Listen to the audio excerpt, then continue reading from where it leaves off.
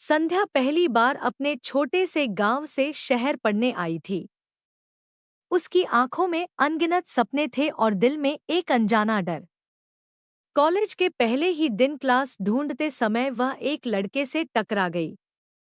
उसकी किताबें जमीन पर बिखर गईं। सॉरी, मैंने देखा नहीं, लड़के ने मुस्कुराते हुए किताबें उठाईं। वह समीर था।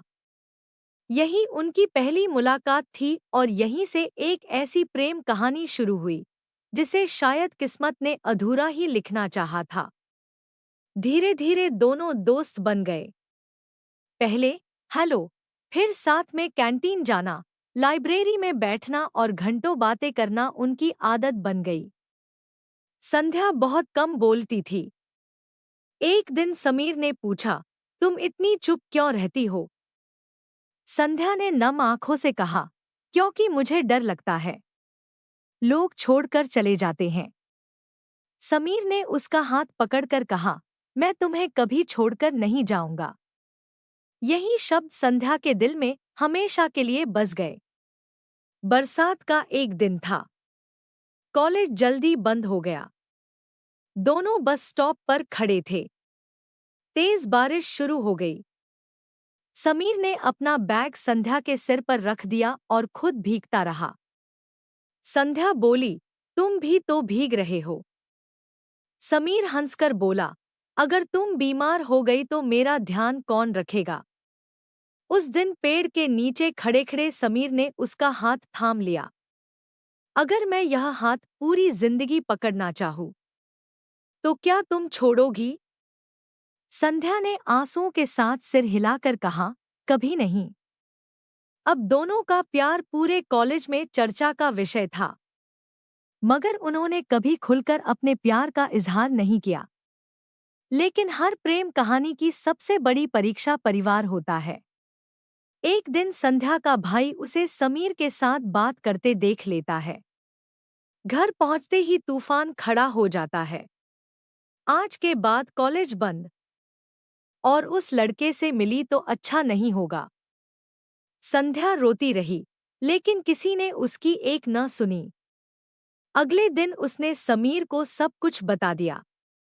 समीर ने कहा, मैं तुम्हारे पापा से बात करूंगा। संध्या डर गई, नहीं, वो बहुत गुस्से वाले हैं। लेकिन समीर चला गया। संध्या के पिता ने उसकी गरीबी का मजाक उड़ाया और अपमानित करके घर से भगा दिया। समीर चुपचाप लौट गया। उसने तय किया कि वह पैसे कमाकर ही वापस आएगा, ताकि सम्मान से संध्या का हाथ मांग सके। वह बिना किसी को बताए दूसरे शहर काम करने चला गया। यहीं सबसे बड़ी गलतफहमी पैदा हो गई। संध्या को लगा कि समीर उसे छोड़कर चला गया। दूसरी तरफ समीर रोज फोन करता रहा, लेकिन संध्या के घर वाले उससे बात ही नहीं करने देते थे। उसके भाई ने झूठ बोल दिया कि संध्या की शादी तय हो चुकी है। समीर टूट गया। इधर संध्या हर दिन फोन का इंतजार करती रही। हर घंटी पर उसे लगता कि शायद समीर होगा, लेकिन हर बार निराशा मिली। एक रात उसने समीर की दी हुई सस्ती सी अंगूठी हाथ में लेकर रोते हुए कहा, तुमने कहा था ना, कभी छोड़कर नहीं जाओगे। कुछ ही दिनों बाद संध्या की शादी एक अमीर परिवार के लड़के विक्रम से तय कर दी गई। संध्या ने अपनी माँ से कहा, मैं किसी और से शादी नहीं कर सकती। माँ की आंखों में भी आंसू थे।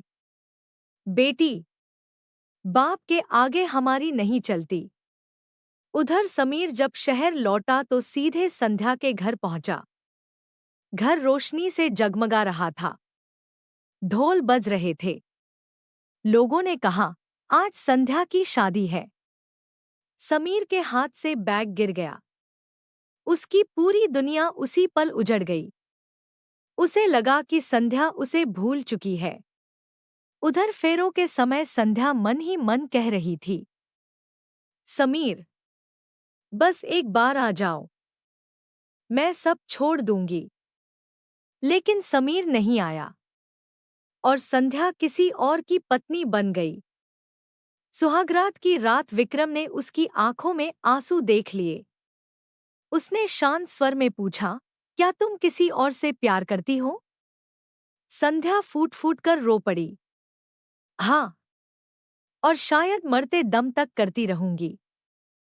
विक्रम ने धीरे से कहा, मैं तुम्हें मजबूर नहीं करूंगा। जब तक तुम खुद मुझे अपना नहीं मानोगी, मैं तुम्हें छूऊंगा भी नहीं। यह सुनकर संध्या और भी रो पड़ी। उधर समीर ने खुद को काम और अकेलेपन में डुबो दिया। उसने शादी नहीं की। हर रात वह वही पुरानी अंगूठी हाथ में लेकर संध्या को याद करता। 5 साल बीत गए। एक दिन अस्पताल में अचानक दोनों आमने सामने आ गए। समीर बदल चुका था। चेहरे पर थकान थी, आंखों में अधूरा इंतजार। कुछ पल दोनों सिर्फ एक दूसरे को देखते रहे। आखिर समीर ने पूछा, खुश हो? संध्या की आंखों से आंसू बह निकले। तुम्हारे बिना कोई खुश रह सकता है क्या? दोनों अस्पताल के पीछे बैठ गए। संध्या रोते हुए बोली, तुम मुझे छोड़कर क्यों चले गए थे? समीर हैरान रह गया। मैं तुम्हारे लिए पैसे कमाने गया था, ताकि तुम्हारे पापा से तुम्हारा हाथ मांग सकूं। अब संध्या की बारी थी चौंकने की। मुझे तो बताया गया था कि तुम मुझे छोड़कर भाग गए। दोनों एक दूसरे को देखते रह गए। सिर्फ एक गलतफहमी ने 2 जिंदगियां बर्बाद कर दी थी। समीर ने जेब से वही पुरानी अंगूठी निकाली। मैंने आज तक संभाल कर रखी है। संध्या ने अपनी चेन से वही अंगूठी निकालकर दिखाई। मैंने भी। दोनों की आंखों से आंसू बह निकले। संध्या बोली, अब मैं किसी और की पत्नी हूं, और तुम मेरे होकर भी मेरे नहीं हो सकते। समीर मुस्कुराया। हर प्यार का अंत शादी नहीं होता। कुछ प्यार यादों में जीते हैं और वहीं अमर हो जाते हैं। जाते जाते संध्या वापस लौटी और समीर को गले लगा लिया।